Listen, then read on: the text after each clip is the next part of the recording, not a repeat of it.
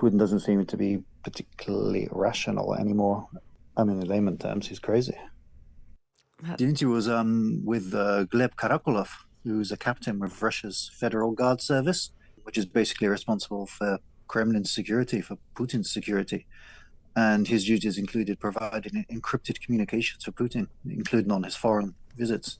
And last October, when Putin was in Astana, the capital of Kazakhstan, Karakulov put into action a plan that he'd been plotting for quite a while to escape, well, to leave Russia, to desert, basically, and to defect. And his wife joined him in Astana with their small child, and he managed to, as he says, divert the attention of his colleagues for a while and basically jump on the plane to Istanbul. Why did he come to the conclusion that he had to defect? Because he said he could no longer take orders from a war criminal, i.e. Putin, and that the war is basically the genocide of the Ukrainian people. He didn't want anything to do with it. And he also didn't want his daughter to grow up in Putin's kind of highly militarized totalitarian Russia. We've seen people defect before. How is this different? Is it because of the seniority that he held? He's thought to be the most high-ranking member of the Russian special services to defect. So in that case, in that sense, yes, it's significant. What this interview's done that he's given has given real insight into kind of the mind of President Putin. What do you think have been some of the most dramatic revelations?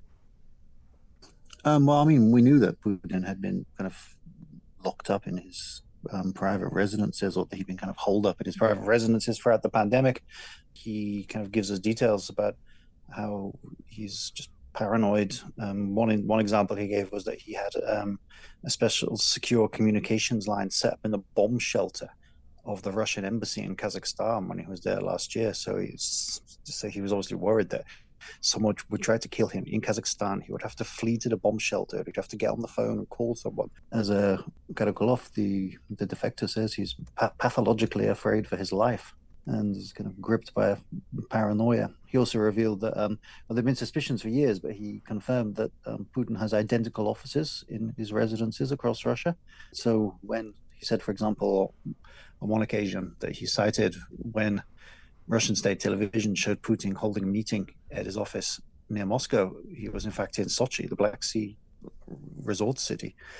And this, again, he said, is to kind of confuse foreign intelligence and to prevent any attempts on his life. Portrayed him as being in this kind of information vacuum. He doesn't use mobile phone, doesn't use the internet. Basically, his only information comes from his kind of very closest allies. Russian state television, which is bizarre. You imagine Putin sitting down watching his own propaganda. And reports from his intelligence services, but we all know those are extremely flawed because it was an FSB report which Putin received just before the war that said the Ukrainian people would greet Russian troops as liberators, which is believed to be a key factor behind his decision to invade. So basically he's kind of portraying, well, as he says himself, he's shut himself off from the world. His take on reality has become distorted. You've been covering Russian relations, Moscow, Putin, for years. Was there anything that struck you as really surprising? I mean, I wasn't under any illusion that Putin is sane anymore anyway. So, I mean, I kind of realized that he's lost it a long time ago.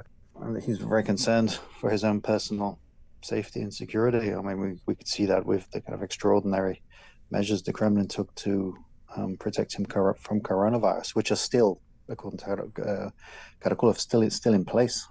He said that presidential aides are still taking PCR tests throughout the day, that people who want to meet him or need to meet him for up to 15, 20 minutes are still being put into quarantine for 2 weeks before they are allowed to do so, officials anyway. So, I mean, I think